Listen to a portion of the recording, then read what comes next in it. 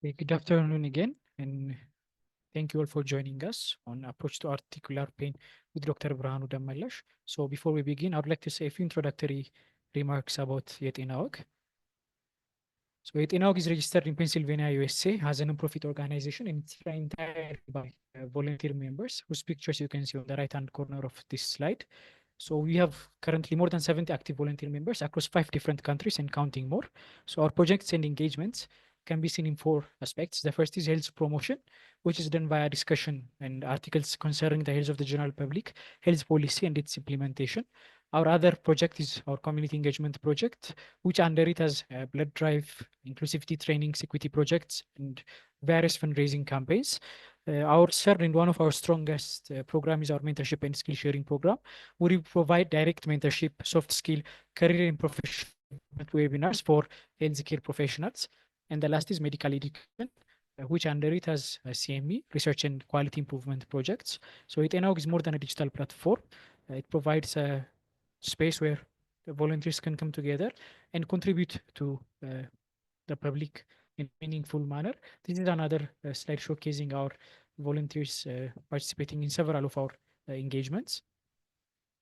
One of our other engagement is the Yetena Weg Health Article Writing Competition, which is done in collaboration with IMSA. So the first round of Health Article Writing Competition was announced on September 2. Roha Medical Campus will award travel grant for 2 Health Article Writing Competition winners, and Yetena Weg will award pulse oximeter for the top 20 winners, and Litman stethoscope for the top 3 winners, and the top 5 winners will also get internship opportunities at Roha Health and other partner institutions. If you've been following our social media, these are the various posters we've used to announce the article writing competition. So most of the articles have undergone review with only a few remaining. This is a slide showcasing the 2021 article competition winner and the prize for the 2022 winners. And this is another slide showcasing the 2023 article winners that got the opportunity to travel abroad. So our other engagement is the Yetena Weg Research Fellowship, which is currently in its second phase. So the first started on March 14th, 2023, in collaboration with Addis Ababa University Medical Faculty, which involves 3 departments: oncology, radiology, and internal medicine. Research grants were awarded for the top 4 winners, and the other wing was with St. Paul Hospital Medical College for medical students, mainly medical interns, and research grant was awarded for the top 4 winners. And the second phase has already started and is well underway. This is a slide showcasing the winners from internal med from Tukurambasa Specialized Hospital, and this is the slide showcasing the winners from St. Paul Hospital Medical College. So when we come to our CME sessions, our CME sessions are freely accessible, and yet in our partners with Ethiopian Medical Association, with Ethiopian Society of Cardiac Professionals, and the Ethiopian Society of Internal Medicine to provide continued training for healthcare professionals. So we invite renowned local and international speakers. We've had 31 CME webinars held so far for the year 2024. This is our 32nd, and our average webinar attendee spans from 150 to 200 healthcare professionals. And for 2024, we've planned more than 30 webinars focusing on emergency surgical, medical case, ENT, pediatrics, OBGYN, and oncology cases. You can access our previous sessions by going to our Yetena Weg YouTube, and you can get updates about our upcoming CMEs by joining our Yetena Weg Telegram channel for healthcare programs or following our social media posts. The links will be shared in the chat box below shortly. So to get the best experience from the webinar, we urge everyone to send their questions on the Q&A or on the chat box. And at the end of the webinar, your questions will be addressed by the guest speaker accordingly. And in order to get CU's certificates, you must fulfill the following set of criteria. The first is attend the whole sessions virtually. You must fill the Google form for personal details and attendance, and you must get 50% and above on the post webinar quiz. Quiz link will be shared here on Zoom, as well as on our dedicated Telegram channel, whose link will be shared on the chat box below. So you will get your result right away, but certificate will take up to 2 weeks to be delivered to your email. So we urge everyone to wait patiently in the meantime. Having said that, I will introduce our guest speaker today. Our guest speaker today is Dr. Birhanu Demelash. Dr. Birhanu pursued his undergraduate medical education at Jimma University and completed his specialty training in internal medicine at Tukurambasa Specialized Hospital, and further advanced his expertise by obtaining a subspecialty in rheumatology from University of KwaZulu-Natal in Durban, South Africa. Currently serves as an assistant professor in the Department of Internal Medicine at ጥቁር አንበሳ Specialized Hospital. Dr. Birhanu, it's an honor to have you with us. You can start. Please proceed. Thank you for having me here. It's such a pleasure. All right. I would have been much happier if we are gathered in a hall, but I believe this platform will give us an opportunity to address a more heterogeneous group of physicians from different corners of the country. So I'm not sure how much audiences we have here, but this is a topic I prepared, trying to address mainly for general practitioners and resident level and for internists as well. All right. So this, I think I have to mention Professor Grish Modi, where majority of the content is I shared from him. He's an emerite professor who taught me what it takes to be a rheumatologist, and more than that, to be a guardian for anyone around you, especially for the residents and fellows and overall patients and everyone literally around you. So I would like to thank you. I would like to thank Professor Grish Modi here in the behalf of the audience as well. So the objective of this topic is to highlight the principles of approach to periarticular pain and to give overview in the approach of general arthritis. So, my colleague, Dr. Becky, is well known for his case-based approach, but when I try to address this topic, I couldn't think of better way of addressing than a case-based approach, all right? So I will have two cases, and the first case is a 34-year-old man came to OPD with 4 months duration of right shoulder pain that gets worse with activity initially, but later he is experiencing the pain at rest as well as in the early morning with stiffness lasting an hour. So what are possible differential diagnoses you could think of? So we can literally list anything that causes pain in the shoulder area. That includes the primary involvement of the joints, bursitis, tendinitis, overuse syndrome. Some call it myofascial pain syndrome and bone diseases like stress fracture, osteomalacia, avian, Paget's disease, hormonal disorders like thyroid hypo, adrenal insufficiencies, hyperpara also can give you primarily with the bone disorders and also with CPPD, myofascial pain syndrome, fibromyalgia, neuropathies, and even malignancies, be it primary or secondary, can be a differential diagnosis. So now the question is, how can we approach this patient? What would be, how do we know? Like, we can't be investigating this whole list of differential diagnoses. So the best way will be, the informative information will be get from the history and then physical examination. These are the two fundamental things that will guide you the way forward.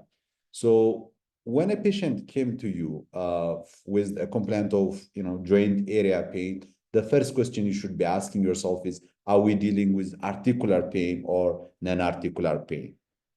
So when we say articular, strictly speaking, articular pains imply pain arising from the joint space and in the synovium, all right? So capsule, ligamentous, and skin, and all are periarticular structures or non-articular structures. So the nature of the pain when it comes to articular and periarticular is entirely different. So the clues that guide you are, one is that the nature of the pain. So articular pains are primarily deep-seated and they're poorly localized. But when it comes to non-articular pain, usually patients they will pinpoint specifically the area they are having the pain. And if you ask them, they also show you specifically the pain they are experiencing.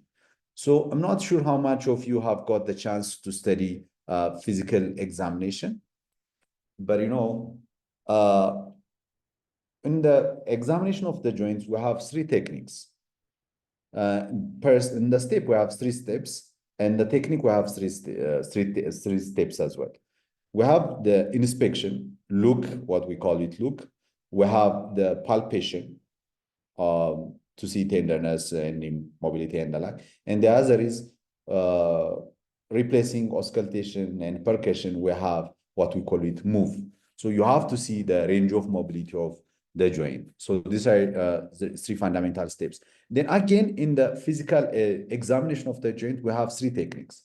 One is the passive range of mobility, where a physician do the range of physical mobility. And the other is active range of mobility, where the patient do the range of mobility by himself. And the other is resisted mobility. So resisted mobility is when the patient, you can see, I don't know, I couldn't see the video for myself. So if you're not seeing me, the range of mobility that I'm doing, then let me know. So then what the passive range of mobility, when the patient do the range of mobility. The active range of mobility when the patient do the range of mobility. The other is resisted mobility. Resisted mobility is where the patient do a certain direction move, and the physician apply a contralateral force which is equivalent and maintains the joint static, but the force will be applied, which leads to mobility to the supporting structure and the structures around there. So these three techniques of physical examination gives you different information.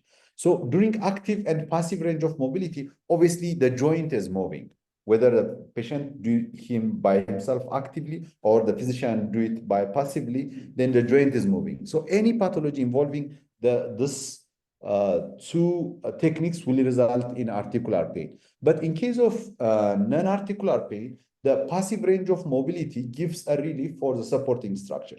So a passive range of mobilities will not be painful, but the active range of mobility requires a stretching of the supporting structures around that joint. So it's gonna be painful. So active range of mobility are painful in non-articular pathology. The other is in the I didn't mention it in the resisted mobility. Resisted mobility will keep the joint static. So if the pathology is articular, but if it's non-articular, obviously the joint is static, but the supporting structures are stretched, obviously. So it's gonna be very painful. So this techniques guides you what the possible cause of source of pain in that particular joint area. The other is, it could be, referred pains can also be the source of pain. So obviously referred pains are usually neuropathic. So referred pains are the primary set of origin is different. And so the nature of the pain doesn't change with whether you do active range of mobility, passive range of mobility, or resisted mobility. The other thing, if you rub the area, referred pains usually get easier. And neuropathic pains are known by their sensory symptoms. And the other is joint swelling, deformities are usually associated with the articular pathologies, and non-articular pathologies are usually results muscle wasting and weakness. All right. So these techniques are the fundamentals that guides you which kind of pathology you're having, and then the workup will be directed accordingly. All right. So now, once you know you're dealing with, let's say, the patient history looks like more of non-articular history than articular. All right. So when you deal with non-articular pathologies, if you are saying periarticular implies the capsule, the ligament, the tendon, and the bursa. These are the four structures when you say periarticular. But if you say non-articular, then skin, nerves, and all are incorporated in this the definition of non-articular. So once you know you're dealing with the non-articular pathology, the next question you should be asking yourself is, are we dealing localized forms of? So that is very important. All right. So the localized forms of joint pain, patients will tell you specific areas. But if it's diffuse, patients might have a dominant pain in a specific area. But if you dig more history, they're gonna tell you they have pain somewhere else, they have pain here, there, and there. So it's always very important. If a patient tells you a specific area pain, it's always important to ask if they have additional area pain. So to say that this is localized or diffuse forms of pain. So my approach will start with localized forms of joint non-articular pains, and will proceed accordingly. So by far, the commonest regional or localized musculoskeletal pain is lower back pain, followed by knee. The other is shoulder. So especially this lower back, shoulder, knee are the commonest complaints patients visits the OPDs. And as you know, musculoskeletal complaints are the top cause of morbidity and physician visits in worldwide. So it's good. Where's no, what possible differentials we should be considering in this circumstance. So in the shoulder pain, as we said, so the common cause of shoulder pain top on the list is rotator cuff tendinitis and biceptal tendinitis, and tendinopathies are by far the commonest. The others are includes myofascial pain syndrome, cervical radiculopathies are also known to give there. Bursitis, and other is like shoulder osteoarthritis and arthritis due to different inflammatory conditions also can give you shoulder pain. And you see, the very important, by far the commonest one is the OA and the rotator cuff are the commonest cause of shoulder pain, and by far rotator cuff are very common. So it's always important to know, are we dealing with like the glenohumeral pathology or rotator cuff tendinopathy is very important. So in that case, what we have said earlier works here as well. But the very important principle that I want to tell you here is that, when you deal with shoulder pains, the principle is always two.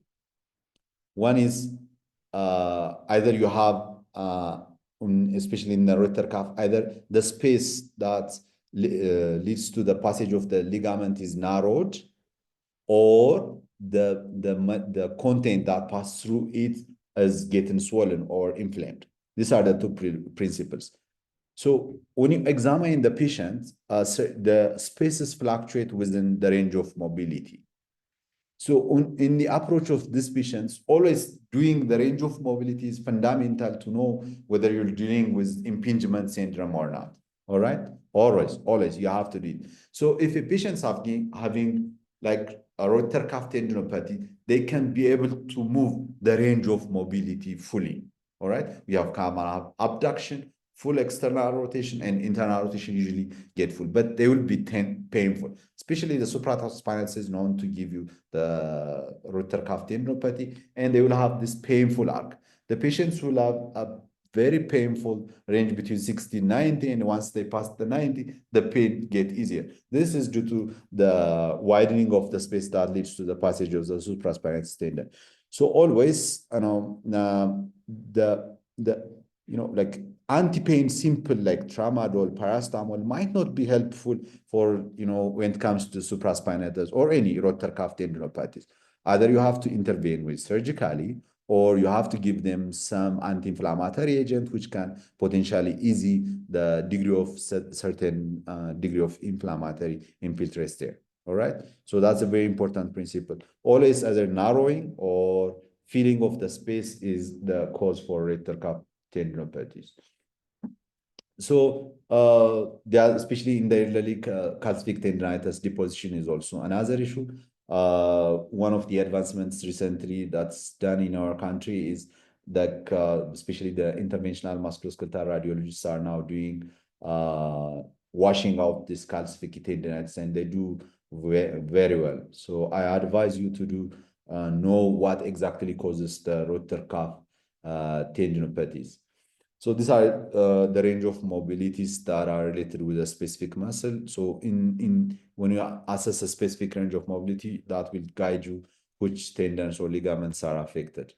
Now, coming to the elbow pains, by far, the three common elbow pains, apart from the arthritis, is lateral and medial epicondylitis and olecranon bursitis. These are the three common problems that you see on the evaluation of patients coming to elbow pains. These are three commons in my practice as well, especially the lateral epicondylitis, what we call it tennis elbow. Those physicians patients who have overuse of the lateral side of active lateral abduction-related activities are known to have irritation of the ligaments attaching to the common extensor areas. So in that regard, when you patients usually tells you where they feel the pain, exactly they can pinpoint it. And when you see a resisted mobility, or when they do active range of mobility, the pain is reproducible. But if you do the range of mobility by yourself, that's usually easier. It's not that painful. And again, what we call it the golfer's elbow. This is how they pinpoint the area. This is what we call it the common flexor insertion area in enthesopathy, where patients, again, they will pinpoint the area they are feeling the pain. That also is a result of usually overuse. And the best way to manage this thing is rest, and we have the bracing as good. And usually if patients do MSK ultrasound, if they have edema, then I don't advise to do injection. In the edematous inflamed, acute inflamed state, if you do enthesitis injection, that results rupture. So injection should be avoided. But if it's like healed, there's no active inflammation, in that case, injection might be considered. In general, NSAIDs do help, topical ice baths, hot baths, and also rest is the most important thing, and usually get healed. And patients should avoid overuse until they get better with healing. All right. The other is olecranon bursitis is also known. So olecranon bursitis, it can be irritated by different things. Simple mechanical activity can leads to irritation. Other inflammatory conditions like gout infections can also cause, or simple traumas also can lead to accumulation of anything in the sac. So always you have to do aspiration and see what is there. What is there? It's always very important to do aspiration. These are the common problems. But so far, from my experience, I have never encountered infection from olecranon bursitis. That doesn't mean it doesn't exist. But the thing is, like, patients do overtreat with the consideration of infection. So you gotta be careful on that regard. Again, patients having like gout, especially tophaceous gout, who have got an accumulation of this whitish chunk thing, are, sometimes, not sometimes, but frequently attributed as having super infection and the like, and they will be overtreated with antibiotics. So I don't advise to do that as well. All right. So, but you have to see the fluid to know what is happening.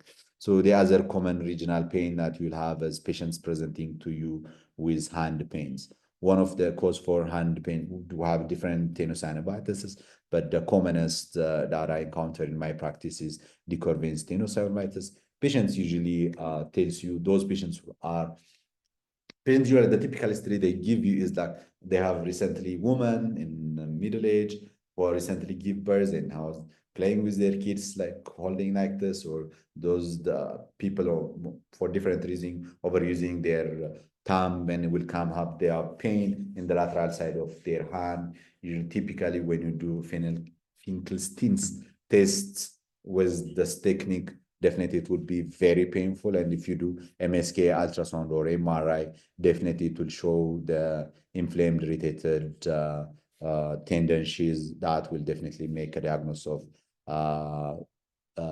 decurving tenosynovitis. That's very common, especially postpartum overactivity and the like. But typical history, they will tell you, they will direct to the area they are feeling pain. So one of the management is rest with stabilization of the thumb is very important. You must stabilize the thumb. And then local injection of steroids like 20 to 40 milligram of methylprednisolone in combination with adrenaline can help to arrest the pain and facilitate healing as well. And the most important, apart from the injection, is having a stabilization for 2 to 3 weeks of stabilization is very important, and they have to avoid overuse. All right. So that's also another common. The other common hand problem that I encounter is what we call it trigger finger. Patients will tell you they have difficulty making a fist, and when they stretch it, they have locking, and when there are a specific point, they will have severe pain, and they will have the snapping kind of phenomena, and that's it will stuck and then it will release. And usually it's the result of the formation of nodule that results in difficulty passing through the tendon sheaths. And once it passes that strangulation area, they will have easier, but passing during flexion and extension as well, when it passes through that, they will have pain. This is what we call it trigger finger. It's a very common problem. But what I want to emphasize here is that patient is presenting with trigger finger. Trigger finger itself is not a primary pathology. Usually you must look what predisposed them for this phenomenon. Usually diabetes, HIV, Hep C, inflammatory arthritis, connective tissue disease, overuse, and dyslipidemias, obesity. These are common problems. Thyroid problems and growth hormone pathologies are also known to give you this pathologies. So when you have a trigger finger, you must look what predisposed them for this phenomenon. Again, that works for ductal contracture as well. I don't think I have a picture here, but in ductal contracture, again, you must look for risk what predisposed for them for this ductal contracture. Again, this happens. This happens in patients with alcoholic people. This is here you have it, the ductal contracture. It happens in patients with alcohol, patients with CLD, patients with a retroviral infection, patients with the rheumatoid and other inflammatory arthritis, and can have ductal contracture. When you have this kind of problems, then you must look what causes what predisposes them for this kind of development. The other thing that I want to emphasize here is the carpal tunnel syndrome. Especially the carpal tunnel syndrome can be very tricky, and it can be a very good differential diagnosis for inflammatory arthritis, because patients will have pain at night, and when they wake up in the morning, they will have numbness, and as the day goes on, it gets easier. This happens due to that when you are sleeping, the dependent position, the fluid will be accumulated there, and it causes more strangulation of the median nerve. And then when you move it, the redistribution of the fluid and the like will get easier. So patients typically gives you a history of early morning stiffness and the like. It could be bilateral, and it may not give you like the one side of like medial live sensory innervation. They can give you actually dominant joint pain rather than the typical, the whole sensory kind of complaint. They can mislead you in that manner, especially postpartum period, pregnant with obesity or heart failure, recent any cause of fluid retention, including ingestion of steroids and the like, can give you this carpal tunnel syndrome. So again, when you have carpal tunnel, especially when it's bilateral, looking for what predisposed them is very fundamental. All right. So these are the things that you should be in the upper limb pathologist, common pathologist. The other is in the hip. Common problem that I see is trochanteric pain syndrome in general, bursitis, trochanteric bursitis, trochanteric in common insertion area pains are very common. So any of the bursas can be irritated and can be inflamed, and patients can. This typical trochanteric pain syndrome, the patients, they give you what a history of. They will pinpoint the lateral side of the hip where the pain is originating. All right. And when you do passive range of mobility patient, they don't complain pain. When they do reactive range of mobility, they will have pain.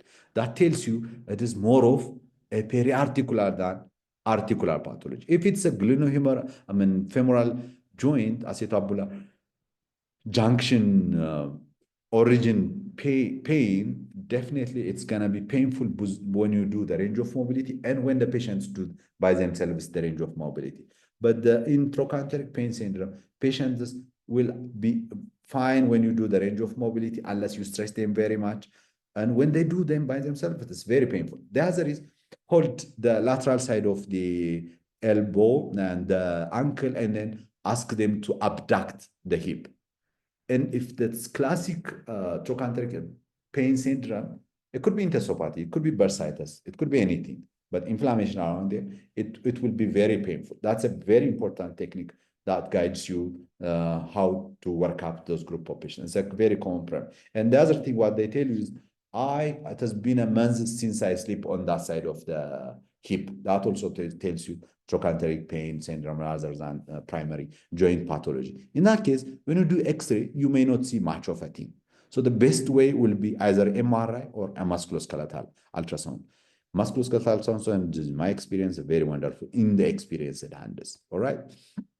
So the patient's definitely is gonna pinpoint where they are feeling the pain. This is a technique. You should ask where you can see where the patient is holding the hand and ask the abduction. And when they do that, they will have severe pain in that area. That's what we call it trochanteric pain syndrome. You can do NSA, you can give them NSA, you can do injection at the specific area. That also helps. But make sure you are not injecting actively inflamed tendon. All right. The other very important thing is patients will tell you they have pain from on the lateral side of the thigh. That's what what we call it iliotibial band syndrome. That's also very important differential diagnosis to consider in the care of these patients. Then coming to the knee joint pains, the knee joint, any of the bursas that are located in the knee can be a source of pain, So it's very important to do proper physical examination. A specific angle mobility will be painful, definitely. And if it's the knee origin, any range of mobility is going to be painful. But if it's like a specific angle, that tells you a periarticular pathology again. One of the areas, the commonly periarticular pathology that I see in my practice is what we call it Anserinus bursitis. Patients, they will pinpoint for you where they feel the pain, and usually it's in the lateral side of in the medial side of the knee joint. That is a clue. But what is odd in the knee is patients having, as you know, in patients with osteoarthritis, the source of pain for OA, one is stretching of the capsule. The other is osteophytes. Osteophytes outgrowth and touching of the ligaments and tendons is one source. The other is inflammatory cytokine irritation of the local area is also a source of pain. That's not, the joint junction that causes pain, because the joint junction is not, as you know, there's no innervation there. There's no pain there. Sometimes, rarely, if you are unlucky, there could be outgrowth of nerves with ossification process of the cartilage, and those patients are very painful. Terribly painful. Otherwise, like the osteophytic articular junction is not painful. So the osteophytic growth can have a specific localized areal pain. In that regard, patients might despite having articular source of pain, where the OA, they can have a specific localized kind of pain again. But all potential sacs can be the source of pain. The other thing is, especially in the toddlers, and in the adolescents, the common problem that you're gonna see is Osgood-Schlatter's disease. This is the irritation of tibial tuberosity where there is a growth plate. And young, like us, they're teenagers, when they came to you with knee pain, and you have to assess the tender point and tibial tuberosity. If that's very painful, then MSK ultrasound or MRI would be an ideal investigation modality than X-ray to see the changes, though even with the activities as well. So these are usually growth-related phenomena that usually get better as they grow older, but in the acute stage, you must advise them to limit their activities, to apply cold, and NSAIDs are a very good drugs for a short period of time. Their lifestyle modification is good, but as they grow up, it will be better. The other is, bone pains in the younger growing. Bone pain is also important to consider. Again, in the Achilles tendon bursitis are, I think, easier for you to diagnose, but in the foot pain, the other common problem that we see is patients coming with plantar fasciitis. All right. The typical history they're gonna give you in the foot pain is the pain starts in the morning when they try to get up from the bed and take the first step. But after the first subsequent steps, it gets easier. Again, it reoccurs when they take rest, and when they start to move, they will have the recurrence of the the pain, and it will get easier as day goes on. So this group of patients are usually related to plantar fasciitis, again, predisposing in the younger male patients or even female patients when they do present, you must look for predisposing factors, especially if it's related with the SPA or not, must be assessed, all right?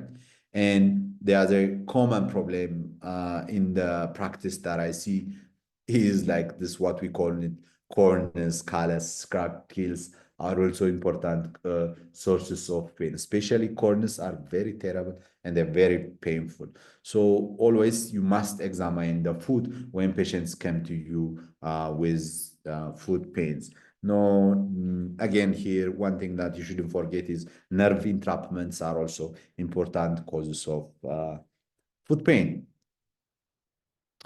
Another is patients coming to you with what we call it non-articular pathologies. It might be related with systemic disease. It's not always like periarticulars are always localized. For example, if you take polymyalgia rheumatica, the findings like the trochanteric bursitis could be as a clue for polymyalgia rheumatica. So always simple enthesitis that we see in all of the areas might not be like simple enthesitis. They could be a clue for underlying pathologies, all right? Bone pains, again, there could be underlying pathologies. So always you must do basic screening workup when the patients come to you. Like you have to do at least the minimum you can do is like CBCSR, possible depending on your clinical suspicion, you can do CRP. Again, and if you have a plan to give them an ACH for prolonged period of time, then you have to see the organ function tests. All right, then again, widespread pain, then diffuse pain syndromes must be considered. And again, the other benign conditions like benign hypermobility syndrome, diffuse myofascial pain syndrome.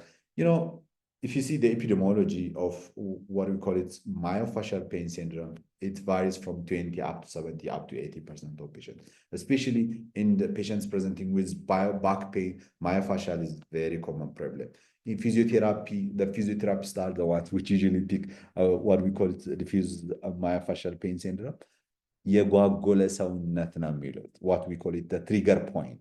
All right, so it's always important when you do especially periarticular pathologies, if patients have pinpointed a specific area of pain, then and the MSK ultrasound or MRI is normal, that's a very important clue. These patients are probably suffering from myofascial pain syndrome. All right.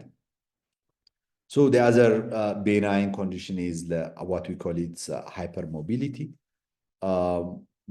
We have a scoring system, what we call it Baton's score. So patients having hypermobility, they will have arthralgias. And the pain, they will have early morning stiffness, but usually it's brief. When you do blood work, it's normal. Immunology tests might be normal, might be positive, but the most important is the inflammatory markers are normal, and there's no other clue for CTD. And then when you do imaging, ultrasound, X-ray, or MRI, it all turn out to be positive. And when you do physical examination, they have hyper extension of the elbows more than 15 degree, and they will have hyperextension more than 90 degree of the little finger, and they can apposition the thumb to the flexor side of the forearm, and then they can touch the floor without bending their knees. And if they have 7 out of 9, then you diagnose with hypermobility. You know, these are a risk factor for OA. So those group of patients must not be advised to do mainly or aerobic exercise because they are at risk for OA, and as they get older. So you must advise them to do more of what we call it muscle strengthening exercise. And if they have tall stature and the like, then Marfan and other connective tissue disease screening must be considered. All right. So the other very common problem that we see is lower back pain. One thing that I would say here is that when patients come to you with back pain, the approach is not like to know what causes the back pain, because 85% of cause of back pain are idiopathic. When you say idiopathic, we don't mean that we don't know the mechanism of pain. We know the mechanism of pain, like migraine and the like, but we don't know what causes that. You see, so the approach of back pain when they come to you is to look for red flags to image them, all right? To look for what the possible secondary, especially age below the age of 20 and above 50, those patients require imaging. The other is if you have fever, chills, conscious symptoms, trauma, and the like, and the like, and if you have features of inflammatory back pain, neurological deficit, these are a list of indications that require imaging. Otherwise, a patient between the age of 20 and 50 come to you for the first time with back pain, be it acute or chronic, in the absence of this indications for imaging, don't do imaging, all right? Because one of the strong risk factors for chronic CT of back pain is imaging, by the way. You see, imaging. And the other difficulty is that imaging changes are not always equivalent with the source of pain or back pain. All right. So we have these challenges. So you have to be meticulous when which group of patients to image and which group of patients not to image. Age is one remark that was not listed here. All right. The others are important. Then the other is like patient usually tells you the dominant pain they are experiencing. So you must tell them if they have additional pains in the other areas of the pain. So the other two important differentials is fibromyalgia. By the way, it's very common problem that I encounter in my practice. All right. And their life is very tough as well. So patients typically, we have a classification criteria that we diagnose patients. Now, previously we used to use tender points. Now that's obsolete. Just simple, the pain area count is enough to diagnose those patients, all right? Pain where they experience. The other is the symptom severity they are experiencing also. The other very important thing, especially fatigue, cognitive symptoms, and waking up and unrefreshed is also very important. So the other is general somatic symptoms like low mood, irritability, IBS symptoms, blurring of vision, like urinary urgency frequency, and like these are what we call it the general somatic symptoms. If patients do fulfill fibromyalgia, then you must rule out whether it's a primary or secondary. So the workup includes hormonal tests, malignancy screening, and basic metabolic and organ function tests must be conducted before you label us this is a primary. All right. Once you know this is a primary, you must start them on,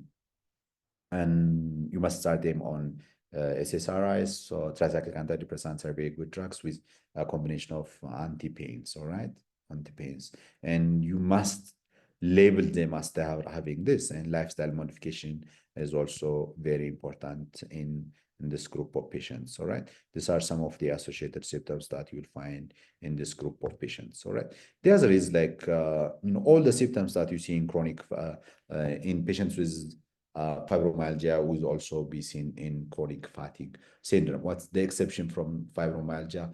There is that chronic fatigue syndrome patients dominantly complain fatigue, fibromyalgia dominantly complain pain, and the preceding precipitant factors are all common in chronic fatigue syndrome, and you'll find also lymphadenopathy in chronic fatigue syndrome, like unlike fibromyalgia. So this is what I would like to say, some of the periarticular pathologies. And now coming to case 2, a 55-year-old woman came to OPD with a complaint of bilateral polyarticular hand joint pain that worsened with activity and has brief early morning stiffness lasting 30 minutes and more on the PIPs, but also MCP DIP of 3 months duration. So what differentials would you consider in this particular patient? So now, if a patient comes to you with articular complaint, then the first question you should be asking is, are we dealing with a monoarticular, oligoarticular, or polyarticular? That matters, all right? That matters in the approach of the patient. So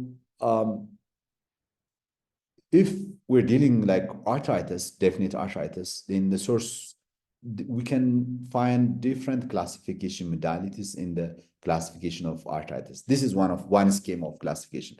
Traumatic is obvious. Inflammatory arthritis as a specific serology-related positive, or it could be crystal-related, or peripheral spondyloarthritis.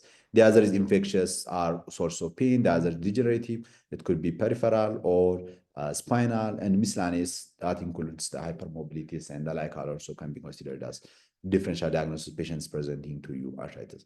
Now, in the approach of the patient, as I said, the number of joints involved are the key thing. All right, the number of joints involved is the key thing.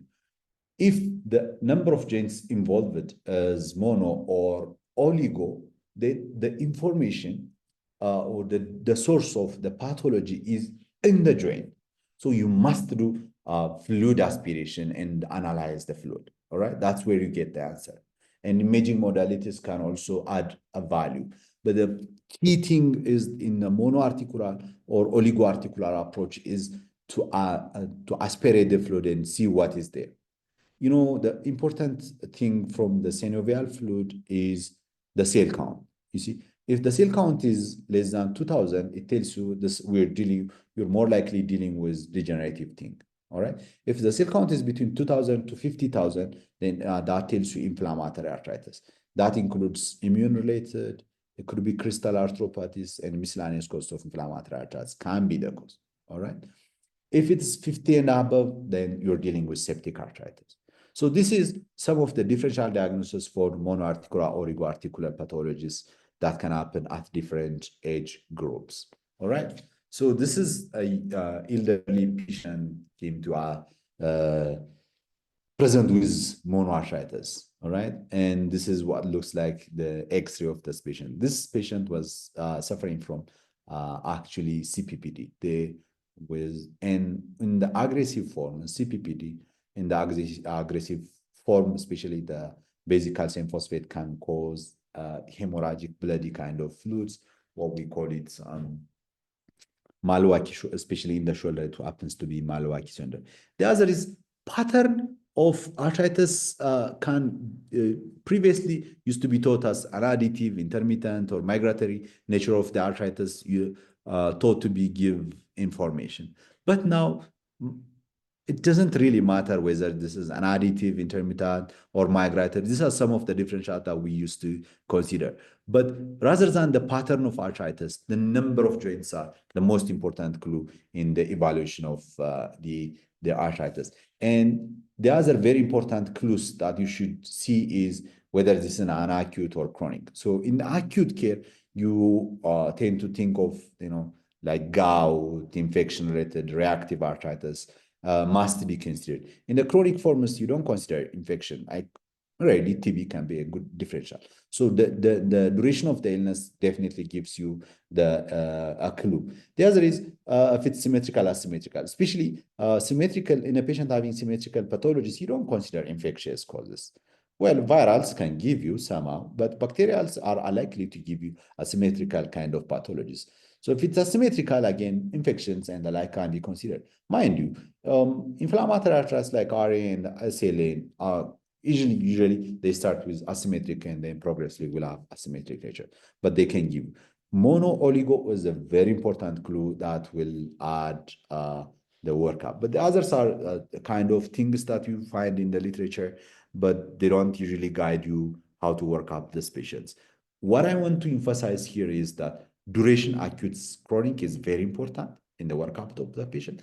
The other is whether it's mono oligoarticular or polyarticular. If you're dealing with polyarticular, that the patient we brought you as a case, then your workup must be systemic. Like do CBCSR, organ, depending on if they have inflammatory nature, do the anti-CPRA, FANA can be considered, and imaging modalities can be add a value. In a patient having polyarthritis, unless you have a specific peculiar complaint in that specific joint, then fluid aspiration is not gonna guide you anything. But if you have a total, like this could be a super infection or a superimposed additional like patient array with gout and the like, you may do fluid aspiration. Otherwise, don't do fluid evaluation in a patient presenting with polyarthritis. All right. So what are the clinical clues that tells you whether the patient is suffering from inflammatory arthritis or non-inflammatory? One is inflammatory arthritis usually have soft tissue swelling, and obviously when you palpate them, bogginess and the like will be there. So non-inflammatory, basically osteoarthritis, it's the swelling is bony. In the hand, what we call it Hibberden's nodule will be there. In the PIPs, they will have what you call it Bouchard's nodule. It's bony. The morning stiffness is usually more than 1 hour in case of inflammatory. It's less than 1 hour in case of non-inflammatory. So our patient is less than 1 hour. So probably she's suffering from, inflammatory, non-inflammatory arthritis. The inflammatory markers are elevated in case of inflammatory arthritis. Non-inflammatory arthritis, some of the inflammatory forms of RA OA can have milder degree of elevation of the inflammatory cells. In that case, don't start them with steroid. Just give them an NSAID short course and see their response. All right. That's the way. So synovial fluid analysis obviously is what I said earlier, greater than 2000, less than 2000 in this case.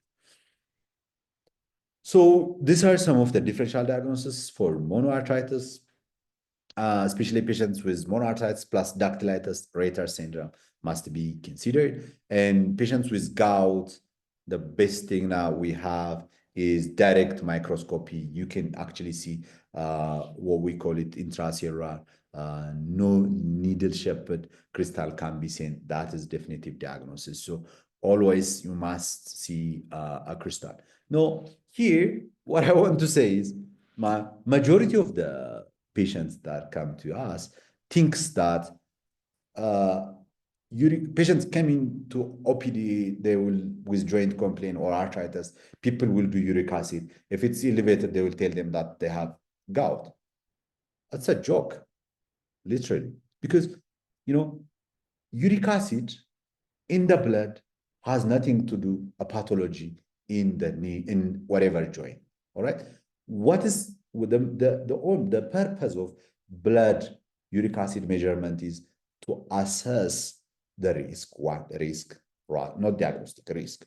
The other is to assess treatment response, because unless you have like higher level of more than 6.8 uric acid, there's no way that the uric acid will deposit into the joint. Mind you, the uric acid in the blood doesn't affect what's happening in the joint. All right. It has no relation with the intensity of the pain, with the risk and the lack with the gout arthritis. All right. When people think that when the uric acid is 11, they will have severe gout. No, that's not how it works. All right. So it's the uric acid deposition in the joints that causes gout. So in your evaluation, don't regard, at least at this level, don't regard the serum uric acid level with the intensity of the gout the patients are experiencing. All right.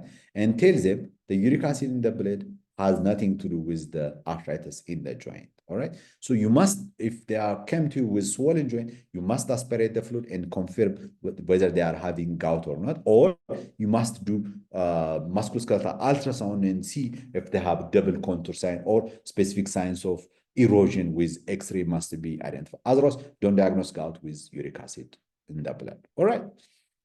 So important histories that will guide you source of monoarthritis is if patients are having previous attack, this could be a clue that patients might be suffering from a gout, or patients recently treated with an NSAID or steroid, and they have recent flare with more involved joints.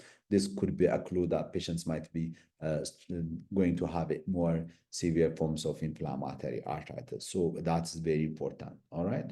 So duration and previous attack and relapse rate, shortened relapse rates for the first time and second try could be a clue that patients have underlying predisposing factor for gout, or could be they are going to have more inflammatory, immune-related inflammatory arthritis. The other is, as I said, chronic forms of arthritis. You must consider immune-related and OA. Acute NSAID infection, gout, trauma must be considered. All right. So skin involvement like events and TASH, with fever, systemic onset, GI must be considered, or adult onset, Still's disease must be considered, arthritis with fever and evanescent rash, and patients having skin rash, psoriasis, and the like has to be considered. This you can read from that. So these are some of important clues in the approach of monoarthritis. All right. So what investigation should you do in patients with monoarthritis? One thing that I want to emphasize here, especially in inflammatory monoarthritis, mind you, a rheumatoid factor, anti-CP, if they are negative, HLA B27, peripheral SPA, in the absence of axial involvement, they can present to you. And again, IBD patients, their first presentation could be this, and doing stool examination also very important. So this antibodies, if they have inflammatory arthritis without identifying, these are all the panels you must do in the workup, all right? So the other is the cause of polyarthritis. You know, the difference are called polyarthritis, especially long-lasting, more than 6 weeks lasting polyarthritis. The difference include rheumatoid arthritis, SLE, psoriatic, HIV, and spondyloarthropathies, polyarticular OA, polyarticular gout as a good differential. So the most important clue for OA is the duration of morning stiffness, and the bony swelling is very important clue in patients with OA. So typically, patients with rheumatoid arthritis present to you with morning stiffness and tenderness in the PIPs, MCPs, and Black population for some reason have dominant wrist pathology. So in the absence of hand joint involvement, they may have dominant wrist joint involvement. Even if we say RA is a polyarthritis, it can present with mono or oligoarticular pathologies. So it's not always mandatory to have many joint involvement. If you have 1 or 2, 3 joints involvement and appropriate clinical setting, you may diagnose rheumatoid arthritis. But the most important clue is early morning stiffness. Typical history they will tell you is they have a horrible night and they have difficult turning side to side, and they couldn't dress up the blanket, and in the morning they can't open the door and the like and the like. So in this case, then you have to do rheumatoid factor and anti-CP. You know, RF, especially if the titer is more than 50, is as specific as that of anti-CP. All right. But the problem is, in the absence of definite inflammatory arthritis, don't do rheumatoid factor and anti-CP. That will mislead you. For example, I have seen plenty of patients came to me with a rheumatoid factor of 36, rheumatoid, some even with 40, 50, 60 kind of rheumatoid factor, without any, just simple arthralgia. In that case, the decision is not uneasy. Not letting to initiate them, and to initiate them is confusing. So don't have a reflex to initiate treatment. 1, you must have appropriate clinical condition. Not only appropriate clinical condition like arthritis, but duration is also very important. You see, when a patient coming to with 2 weeks or 3 weeks or 4 weeks of polyarthritis, don't do a rheumatoid factor anti-CP unless they have, you know, severe forms of like lupus kind of patterns. You may do, but pure articular pathology without any systemic symptom, don't do those investigations, because it's for 2 reasons. One is the commonest cause of this kind of arthritis is not rheumatoid arthritis. It's like acute viral examples are the commonest cause. 1. The other is even patients with rheumatoid arthritis, after the development of full-blown arthritis, there is up to 30 to 50% chance of spontaneous regression. So the indication is at least you must wait minimum of 6 weeks to consider doing rheumatoid factor and anti-CP. Earlier, just give them NSAIDs and manage them accordingly. If they have viral symptoms, manage viral thing. So just give them time.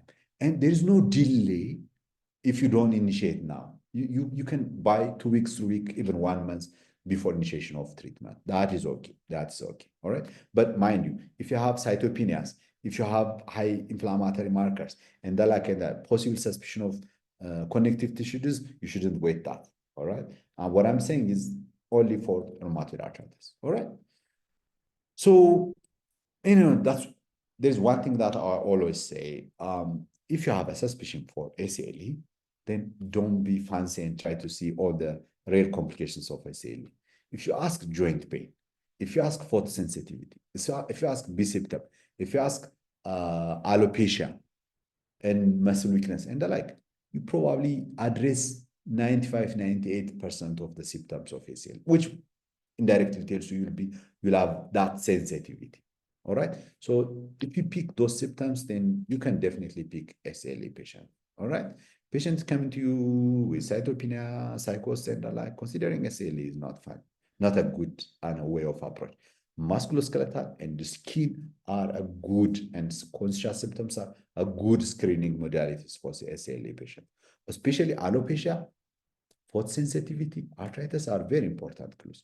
The other is lymphopenias from the laboratory parameter, elevated inflammatory markers, and the like are additional clues that will guide you. All right. Then appropriate setting to the appropriate investigation modality. All right. So the other is patients came to with back pains and monoarticular pathologies.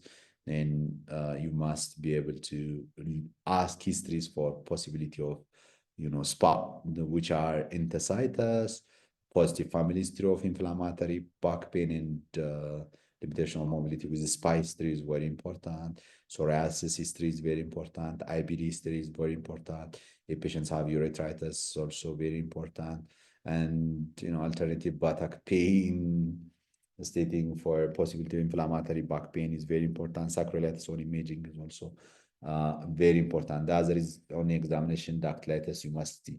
The readily response for NSH is also a very important clue. Patients might be suffering from SPA. All right. So these are some of the things I want to raise. So psoriatic arthritis, the most important clue is the skin lesions, and nail examination is very important. And laboratory modality, HLA butane positivity can be seen in this group of patients. These are the kind of nail changes: hypertrophy, keratotic, dimpling, nail pitting. These are important clues. And the psoriatic skin lesions are very important. This is the advanced forms of SPA with stupor position, or we call it stupor or question mark position. Polyarticular gout is the one that you're going to encounter in your practice as well. So these are the X-ray findings of advanced OA or advanced gouty arthritis. This area, okay. So in the investigation of polyarthritis, or especially immune-related polyarthritis, you must do full blood workup, and inflammatory markers must be done. All right. The other is in patients with gout, serum uric acid is mandatory. The reason I already mentioned earlier, organ function test must be done, and urine microscopy and chemistry is very important. All right. And what we call it dipstick, then inflammatory, if you don't have a suspicion for rheumatoid arthritis, don't do rheumatoid factor and ANA for across all patients. All right. And if you have a suspicion for RA, ANA is not mandatory to do. All right. Do RF and anti-CP. And then if you have any clues for connective tissue disease like cytopenia, if you have lymphopenia, or if you have any funny kind of skin lesions, alopecia, and like these are clues, or Raynaud phenomena. That's the point I'll consider doing ANA test. Otherwise, don't do ANA for across the patients. So the management of patients with polyarthritis will depend on the cause, obviously. And some patients require definitive diagnosis, not possible in the early stage of the disease, as I said earlier, especially coming to with polyarthritis with a few weeks, 1 week, 2 weeks, 3 weeks. So in this group of patients, you must initiate them NSAIDs preferably. If you feel they require steroids, Dexa IV injection, not IM. I don't advise people to give IM dexamethasone. IV possibly for acute relief. If you have a doubt of infection, don't do that. Then give them NSAID. Generally, a standing dose of NSAIDs must be provided. If an infection has been excluded or it's unlikely, the patient will be treated symptomatically with analgesics and then see their course. All right. This is all what I have, I guess, for this audience. And thank you. I think I'm on time. Thank you very much, Dr. Birhanu. That was a very interesting, engaging, and comprehensive presentation. So thank you for that. So we have a few questions in the Q&A and in the chat box as well. My co-host, Dr. Simon, will share his screen and we can go over the questions together. Okay. The first question we have reads, how does the duration of morning stiffness help in diagnosing articular conditions? All right, this is a very excellent question. So early morning stiffness, duration is very important, but it depends on whether you are having arthralgia or arthritis. So in a background of arthritis means swollen, tender joint, then a duration of 1 hour and or more is a strong predictor these patients are suffering from inflammatory arthritis. All right, 1 hour. In a patient having arthralgia, when you examine the joint, there's no like definitive synovitis, all right?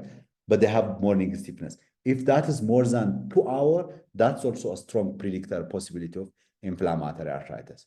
Otherwise, if patient arthralgia with less than 2 hour early morning stiffness, that's less likely to be an inflammatory arthritis.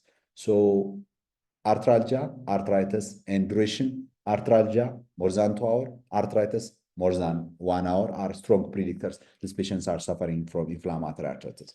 Mind you, patients with OA, especially with CPPD or other calcium pyrophosphate disease, might have prolonged kind of morning stiffnesses. But the examination tells you more of a bony swelling than a synovial thickening. And a musculoskeletal ultrasound again will tell you there is no like synovial thickening in those group of patients. Even if they have some degree of blood flow with Doppler activity, synovial thickenings are not so common to see in those group of patients. I hope I addressed this question. Okay, thank you very much, doctor. The second question we have reads, why might rheumatoid factor be negative in a patient with rheumatoid arthritis? This and if you see the classification criteria, now it's a very gentle classification criteria, I would say, because it tried to see that it's not like always to have a positive rheumatoid factor in this group of patients. The reason, well, to address directly his question, one is because the tests that we do is the IgM type usually. One is IgM. Most of the laboratories that they do the rheumatoid factor is IgM type 1. And the other is, it's not like only rheumatoid factor. We have the anti-CP as well. And we have anti-carbamylated antibody as well. So there are more antibodies, which even if we have rheumatoid factor positive, other antibodies might be also positive. So these are the two answers. But some, when we say seronegative, it could be, the antibodies are not yet discovered, but we don't think that patients are suffering in the absence of antibodies. All right. So test sensitivity 1, and the other is the type of rheumatoid factor 2, and more antibodies must be done to say this is seronegative. I think I answered the question, step forward. Did I answer?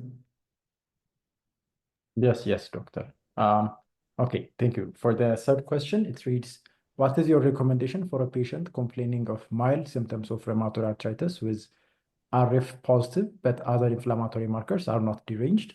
Should we start disease-modifying anti-rheumatoid drugs right away?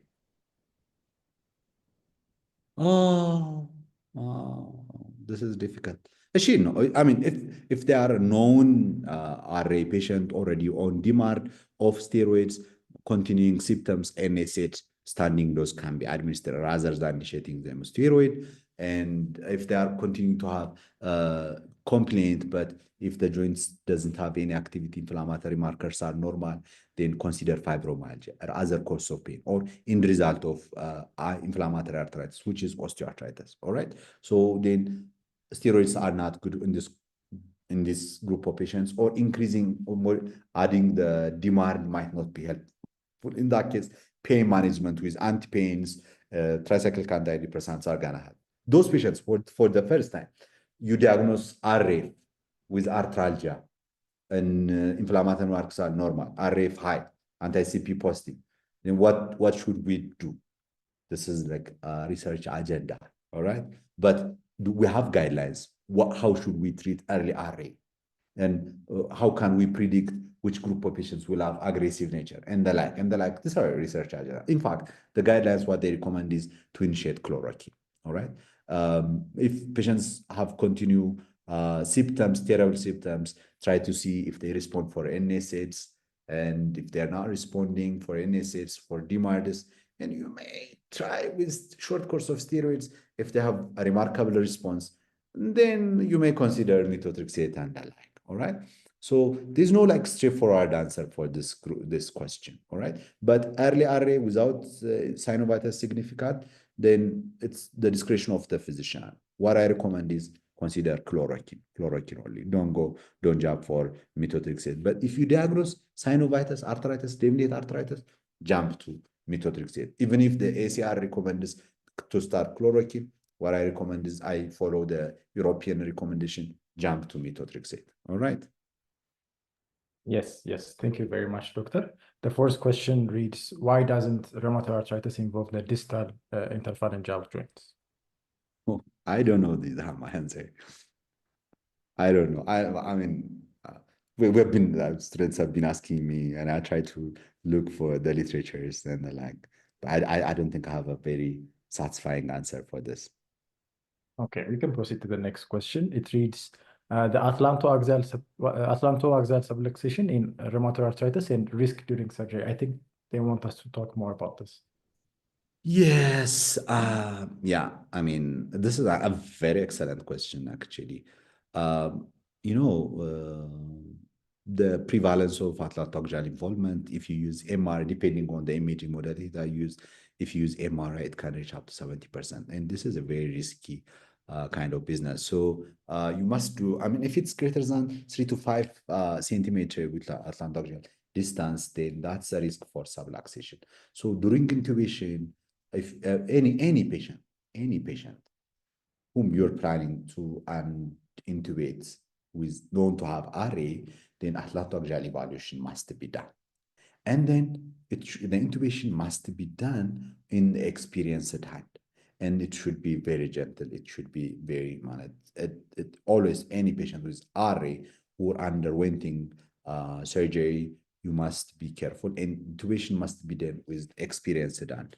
I think I'm not so sure what he exactly wants to ask, but this is a very important area you should be considering during the intubation procedure. It's always must be done in the experienced hand. And in the inflamed or those patients who have significant subluxation and they're like, what should we do? Oh, I'm gonna ask the patients with the experienced intubators must be consulted how they can proceed with the intubation. But obviously the risk of cord damage is there. All right. Thank you very much. The next question reads, how common are Behçet and Feltis syndromes in Ethiopia? Oh, Behçet's disease, we see. I mean, we see Behçet's disease. How common? I think that's a trick question. I'm not gonna answer it, but it's common. It's not only the ulcer-based kind of Behçet's that we see. The vasculitis forms of Behçet's that we see. I have a couple of patients with whom I treat with cyclophosphamide. If some of the patients are actually amputated because of vasculitis, and you see they are having sticky kind of blood vessels with thrombosis and then vasculitis. All right. So we see even not without having any ulcers. That nothing will explain it and better than Behçet's disease. So I have a couple of patients who doesn't have ulcers that I made a diagnosis of Behçet's with vascular Behçet's. All right. So it's not like what the text says. We see Behçet's disease. Felty syndrome. Well, I have never seen Felty syndrome. I don't think with the current era where NSAIDs, steroids are rampant, right and left use, simple treatment. This Felty syndrome usually happens in neglected, untreated patients. So if you see RA with cytopenia, the first thing you should consider is drug-induced cytopenia than Felty syndrome. And the Felty syndrome, their presentation is more of the triads. It says cytopenia, arthritis, plus splenomegaly and the like. But the presentation is recurrent ulcers, recurrent infections are the presentations. And I have never seen, I don't think it's common even, because, you know, right and left use of NSAIDs, steroids, and the like is fair enough to prevent development of Felty syndrome. But in the literatures, we still, in this era also, we see, but I have never seen. I don't think it's common as well. Okay. So thank you very much. The next question reads, when should surgical interventions such as joint replacement or arthroscopy be considered? Arthroplasty, I think joint replacement arthroplasty ለማለት ይመስለኛል arthroscopy የሚለው I Yes, mean, yes. oh, depends on what the patient wants. You see, there's no, the indications for joint replacement are in intractable pain, which is resistance for all forms of anti-pains or pain modulating modalities, including physiotherapy, one. The other is in limitation of mobility, where patients are suffering from. These are the two indications: pain and intolerable pain and limitation of activity. These are the two indications. The other is like cosmetic. When patients have limping, if he doesn't want to look like limping, then patients may demand for replacement. So now the question is, how aggressive should we be in the pain management? What medication to use? What is the risk? If patients are responding very well for NSAIDs, very well, and tolerating very well, but you have a concern with the side effect of NSAIDs, then it's going to be the patient decision. If he doesn't want to continue the NSAIDs and wants to replacement, they can proceed with the replacement. Mainly the issue is like the knee and the hip. Then fusing the ankle joint also can be done for depending on patient preference. You know, there's no like one answer straightforward. Do this when you have this, is very difficult. All right, because if you say functional limitation, then it depends. If a patient is okay to get up from his bed and go to the bathroom and come back and sit in the chair, then if he say I'm functioning very well, and the other patient who have to take stairs now and then in his office, and the functional limitation, and it should be individualized. So that always, you know, the decision when to do replacement usually is like the patient decision. All right. Yes. Thank you very much. The next question reads, I have a patient, what is your advice regarding micronutrient deficiency related joint pain, especially vitamin D deficiency? Now, well, it's obvious. It's there in the text, and also in my practice, I've seen a number of patients who have arthralgia and specific pain, and like when the vitamin D is given, they do better very well. All right, so it does give you those symptoms. Now, I mean, the sidetrack that I want to raise is what kind of techniques are we using to measure vitamin D is the question. You see, the rapid test, the majority of the clinical laboratories, they use this fine care gating kind of technologies, rapid tests.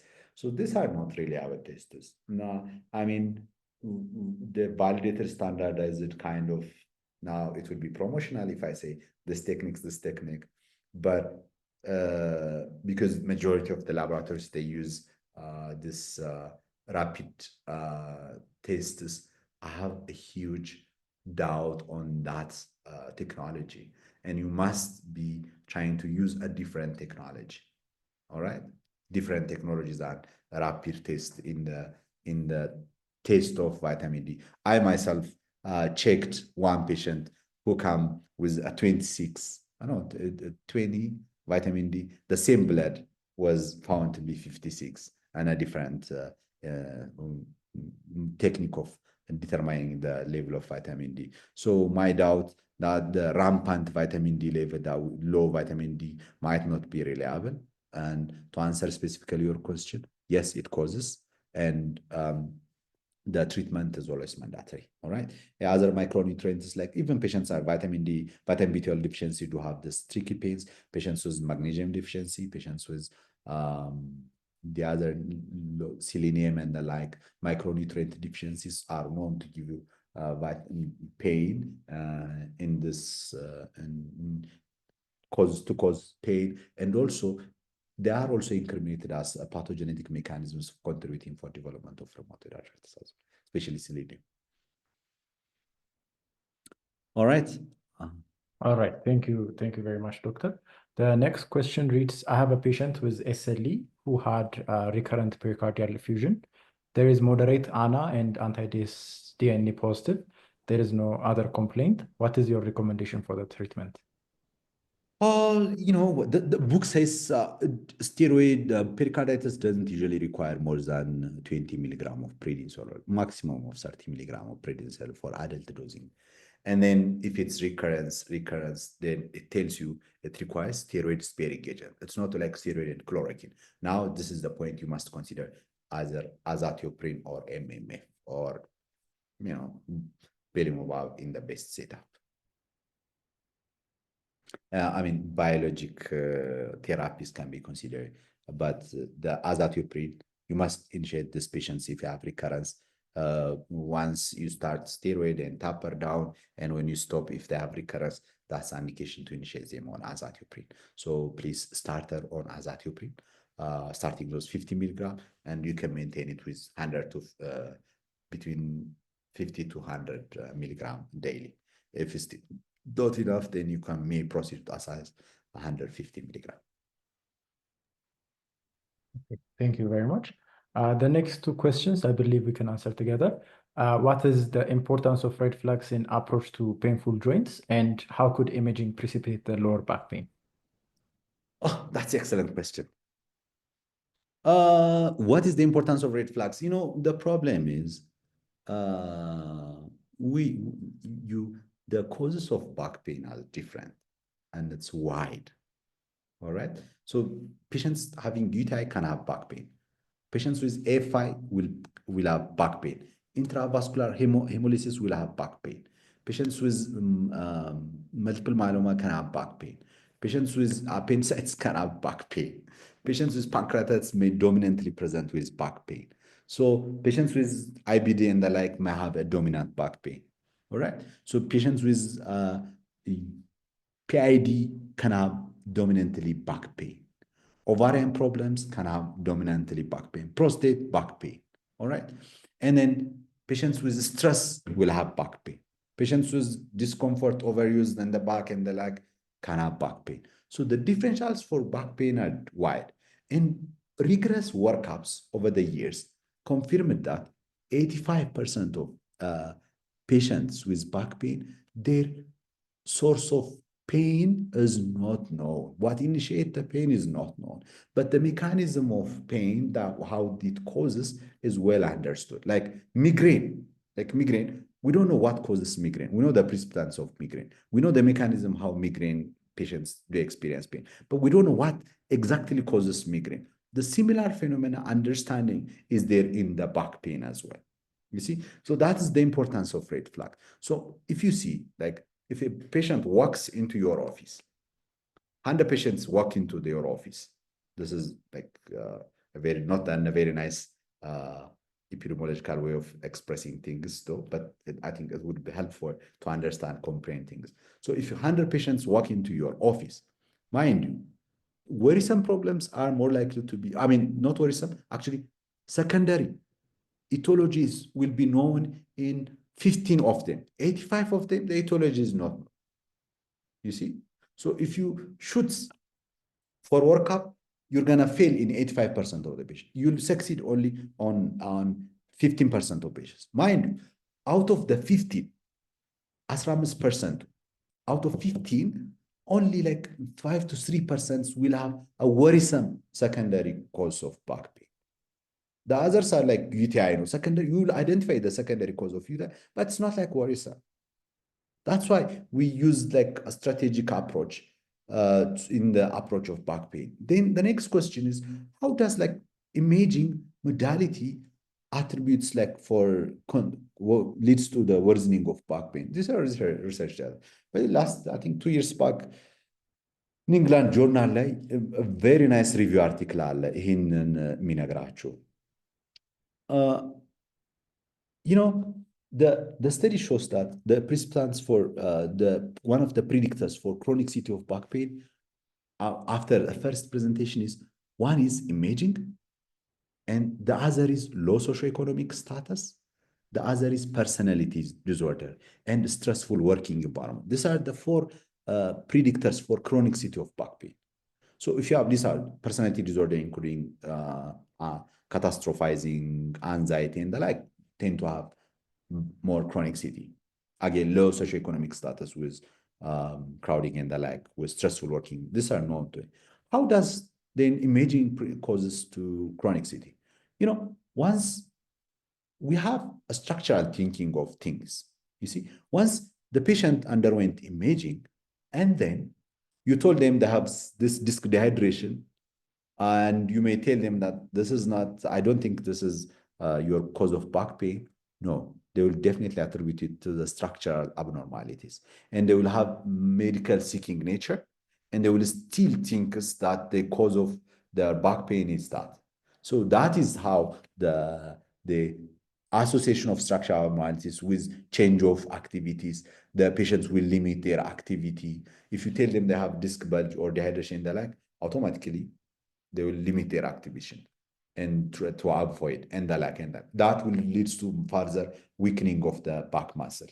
All right, that causes further worsening, stress, anxiety, and the like. That also precipitate for back pain. That's how it causes back pain. So always, you know, you should be very careful on the workup approach of the patient, even like interpretation of abnormalities.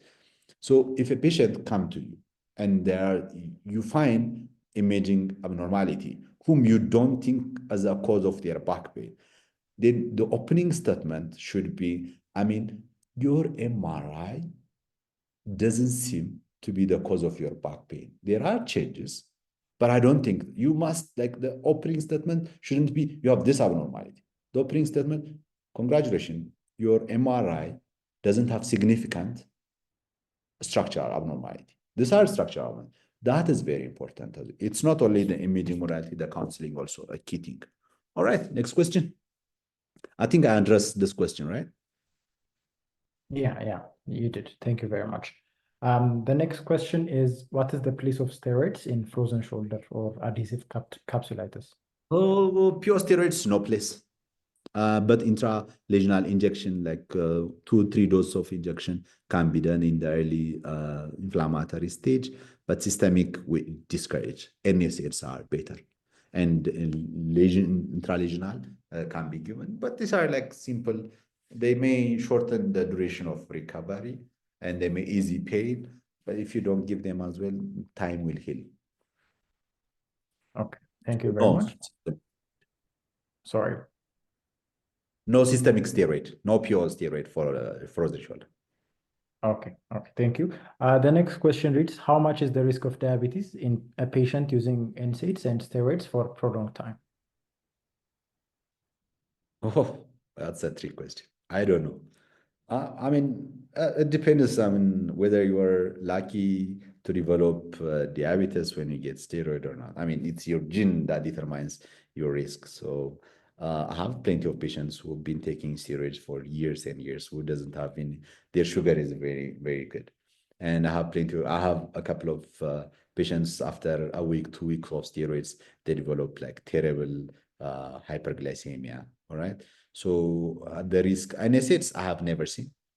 I'm not aware of the risk of diabetes on NSAIDs. I probably should read on that. Otherwise, steroids, I don't think I have a very nice answer for this question. But one thing I want to say here is, like in a patient having inflammatory arthritis, then a steroid must be given. all right?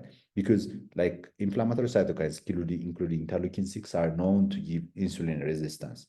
So actually, there is a paradoxical improvement of glycemic control if patients are having high inflammatory level, all right? So it's not like when you initiate steroids for obvious indication, I mean, diabetes is a contraindication, right? Even steroids might have a role of improving the diabetic control, but knowing that balance, what is that ideal dose that will help for glycemic better control and control the inflammation as well. This is like a very difficult question to answer with a specific dosing. So it should be individualized, it should be patient-based. But mind you, pains are one of the very terrible contributor for hyperglycemia. Not even inflammation, pain, stress, and the like will lead to more resistance of insulin. So for the mere presence of diabetes shouldn't alarm you to avoid steroids again. And steroid in a patient who develop diabetes or hyperglycemia when they are introduced into steroids, doesn't 100% tells you this is the result of steroid. It's just their genetic predisposition is augmented with the initiation of steroids. So those patients requires proper lifestyle modification and try to limit the use of steroids as short as possible and limit the dose of the steroids. Otherwise, they shouldn't attribute because of one month, 2 months, 3 months of steroids leads to the development of years of diabetes. I don't think so. Okay, thank you very much. Question number 14 reads, if a patient from onset is on high-dose steroids for other indication and now diagnosed as a rheumatoid arthritis patient, how do we proceed? Shall we start disease-modifying agents like methotrexate? Yes, that's the understanding, at least at this moment. Now, this is a trick question again. I mean, because he might be seeing me managing patients with steroid only. I mean, you see, the patient is obviously on 5 milligram of steroid for bronchial asthma or IBD or any other thing. And now you diagnose a patient with present with inflammatory arthritis and then RA. Now, you know that you're going to take out the steroid forever. At this point, if patient develops RA while on steroid of low dose, then you may escalate the dose and come down. There's a high chance patients are going to be like going to have flare up and subsequently. All right. So obviously, these patients must require DMARD. All right, require DMARD. Some patients, I start them on DMARD, and then they have been using steroid for a long period of time, and then they came to us, and then they came to us with for further treatment, and we initiate steroid. We'd be able to reduce the dose of the steroid to 5 milligram, and then we couldn't move more than that. In that case, I see the point of continuing methotrexate, and I may continue to use 5 milligram of prednisolone. Otherwise, per se, method DMARD በመርህ ደረጃ እንደሚሉት ፖለቲሽያንስ መጀመር አለበት ነው መልሱ። ግን if you have a continuing indication to use low dose steroid and patients well controlled with that low dose steroid, then if you take up methotrexate and leave her with 5 milligram of prednisolone, then no one is gonna accuse you. I hope I answered the question. Okay, thank you very much. Yes, you did. Thank you very much. The last question we have for today reads, currently, what is the most preferred NSAID or analgesic globally other than the usuals, and is methotrexate given for lifelong for patients with RA? Oh, interesting two questions. So now, you see, should I start from the first one? I think the preferred NSAID is naproxen now. That's very naproxen.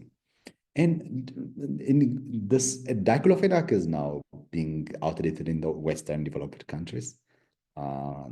Some say that's the reason we're flooded with like the best brands of diclofenac in the world, and now they're not using it anymore. So naproxen is the preferred NSAID, I would say, to say specifically. I think we should, if anyone has the chance, the access to bring in naproxen and make it available in our country, I would be the #1 prescriber of that drug, and I will make sure you stock out every week and month. So naproxen is a very good drug in terms of side effect profile and the like, all right?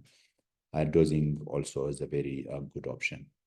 You have a wider dose variability, one from 220 up to 500, up to 1,500. Wide therapeutic window also give us a very good option to use this drug. That's a very good drug. Naproxen is the number. I don't want to mention others. So the other is methotrexate lifelong for RA. Now, you see, we live in a dynamic world. And it's said that resiliency is a very good attribute for the living organism at the moment. One, and the other is understanding the changing scientific world, and use of scientific words is also very important when you practice medicine. You see, lifelong terms and incurable and the like terms are very relative terms. All right, we don't know what will happen tomorrow. So never use lifelong, and you'll never find in any of the literature using lifelong, all right? It's like indefinite, which we don't know what means, like we don't know, because tomorrow we might have a cure for RA, and you might have cured, you might take for a month of treatment and get cured. Hepatitis C was incurable, like in my medical school story, all right? And now 3 months of treatment, cured, ciao, ciao. All right. AIDS, like 40 years back, the cause of HIV, AIDS was not known. Now the HIV was be able to identify it. Now we're closer to cure for HIV. All right. So we live in a dynamic world. So when you counsel this patients, never use a lifelong term. All right. So the term should be like long term. And if they want to have a specific question, let's see for 2 years. The guidelines recommend if patients are in remission for 1 year plus, and a total treatment course of 2 years, then you may taper down and stop.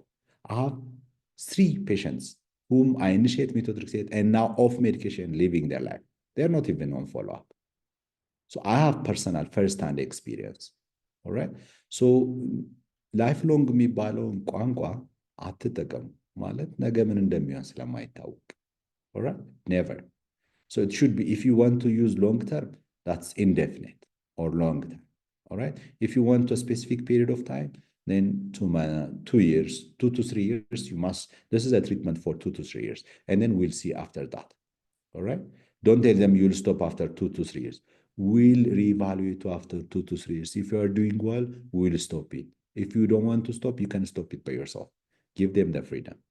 Don't make them feel like suffocated and like, all right?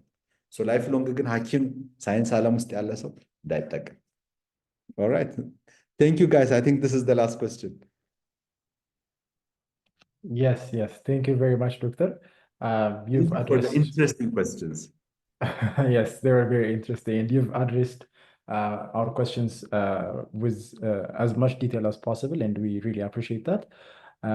Let me give the floor to Dr. Tadel so that we can proceed to the post-CME quiz. Okay, so the first question is, so we surpassed the limit for the question. So as you can see, it's a bit truncated. A 57-year-old man with no known previous medical condition came to the OPD with a complaint of mechanical back pain of 4 months duration. No other pertinent history and physical exam is unremarkable. What is the next appropriate step? A is to do lumbosacral MRI. B is to do pelvic MRI. C is start him on pain meds and observe. And D is DEXA scan to assess bone density. I see some of you have answered A. 100%. Yes. Perfect. Okay, if you can elaborate, Dr. Birhanu. I mean, you see, this is the red flag is his age. So age below 20 and above 50, they require 50, 55, some cases. So they require imaging if they came for the first time with back pain, all right? Back pain, chronic, basically, more than 3 months of back pain, that you must do workup. That's what the red flag is. So starting on pain meds and observe, this is also a practical answer. So I think to do pelvic MRI, now this also could be an answer had it been a younger patient. I mean, below 20, pelvic I would accept. But young, in elderly, lumbosacral is the appropriate. Pelvic, MRI, if you do, you wouldn't be, accused, but the preferred one is lumbosacral. All right. And pelvic MRI, more sacroiliac, is if a patient had been having inflammatory back pain or younger group, then pelvic would be a very good approach. Thank you very much. Okay. So the second question is, you are consulted from orthopedic ward for hypertension management of a 60-year-old woman admitted there with a femoral neck fracture after trivial sleeping on flat ground and found to have a BP of 160/90 and on pre-op evaluation for total hip replacement. Basic workup, including troponin and echo, were normal. So what would you advise? The first choice is starter on amlodipine, B starter or alendronate, vitamin D, calcium, and amlodipine. C is do DEXA scan before bisphosphonate and start amlodipine, and D salt restriction. So all of you have answered B. If you can elaborate on this as well, doctor. Oh, excellent. So do they answer, everyone answered B? Yes. Oh, these people are very good. So you see, the hypertension is obvious. So one thing that I see is that, fragility fracture, you don't have to know the bone density status. If a patient with trivial trauma develop fracture in the elderly, especially post-menopausal women, that's an absolute indication to start them on bisphosphonates. All right, bisphosphonate with calcium and vitamin D. So this particular patient, and then after, the response for us treatment should be based on the DEXA scan. So you don't need the DEXA result for treatment decision. The treatment decision is their history, their fracture, but the DEXA must be done for baseline recording and to assess the response, whether to change treatment or not, depends on the bone response to treatment. The hypertension is obvious. This is stage 2 hypertension. She must be initiated on hypertensive medication. Probably people can have different options of antihypertensive medication. It doesn't matter. But the bisphosphonate treatment with osteoporosis due to fragility fracture is the appropriate thing to do. So DEXA scan should also be done, but it shouldn't delay the initiation, or it shouldn't make a base for the decision making. It's just for baseline documentation. All right. Thank you very much. We proceed to the next question. So the next question is, a 23-year-old girl came to the OPD with a complaint of polyarticular joint pain involving both hands and feet with EMS lasting 3 hours of 2 weeks duration with no extra-articular and constitutional symptoms. So what is the appropriate next step? The first choices is do RF and anti-CCP for rheumatoid arthritis workup. B is do infection screening and manage accordingly with NSAIDs. C is put her on steroid and start workup for autoimmune disease. And D is start her on NSAID and observe for a few more weeks on the course. So 88% have answered A. The rest 13% have answered D. If you can elaborate to that. Now I will go with the majority rule, not with the scientific base. So you see, I was emphasizing this point. This patient looks like obvious for progression to full-blown for RA, but the thing is the duration is very short, 2 weeks only. And I have emphasizing that you have to wait at least, more weeks, like 6 weeks is the benchmark. But if you want to test those antibody tests as early as within 4 weeks. Now, I don't recommend to do RF anti-CP in that short period of time. Does it matter? Yes, it matters. Would that change the antibody titer level in doing it now and after 6 weeks? Yes, it matters. Because once you settle for a diagnosis of RA, then treatment has to proceed. So the first thing you should be considering shouldn't be RA. It should be infection, like chikungunya, a parvovirus, HIV, and the like. That should be the workup, all right? Then once you rule out those things, then you may do antibody determination, all right? So it's the duration. Don't do antibody levels titers in patient with less than, at least know that if you want to commit yourself to do it as early, then 1 month is fair enough. But you should wait like 4 to 6 weeks to commit yourself to do the antibody tests. I know it doesn't change whether you do it now or after, but on the treatment decision and the approach, we're talking about the principle of approaching a patient with polyarthritis, not with like, what is the reality, all right? I understand your answer, all right? But for being right and wrong, then B is the right answer. And to start our own NSAIDs and observe for a few more weeks, the course is another group of people who answered. And this is also a right answer, I would say, because there is no conscious symptom milo is misleading. All right, that's misleading. Well, አሁን ይህን መሳሳታችሁ አለማወቃችሁን አያሳይም። ሁሉም ያላችሁ ትክክለኛ ነው። ፕራክቲካል ፖይንት ኦፍ ቪው ልክ ነው። ግን ከአፕሮች ፖይንት ኦፍ ቪው እና ሪትን ጥያቄ እንደመጠየቅ ግን the answer will be B. Thank you very much. So the last question is a 45-year-old man presents with left knee swelling and pain of 2 days duration. He reports no trauma but mentions occasional similar episodes involving other joints. He's afebrile and examinations showed swollen tender knee with restricted movement. Lab showed a WBC of 8,500 and ESR was 22 mm per hour and uric acid was 8.5 milligram per deciliter. So what is the next best step in the management? The first choice is to start NSAID and discharge. The second is to aspirate the joint and send for synovial fluid analysis. C is to start colchicine and manage on an outpatient basis. And D is to order knee X-ray and monitor. So all of our attendees have answered B. ያውቁታል። ይህን ኤክስፕሌን ማድረግም አያስፈልገውም። ኦብቪየስሊ ዩ መስት ዱ በቃ ሲንግል ጆይንት ኦሊጎአርቲኩላር ጀስት the answer is in the fluid. You will get the answer. Not from the uric acid level. Don't do that. All right? That's just from the fluid. Isn't it obvious?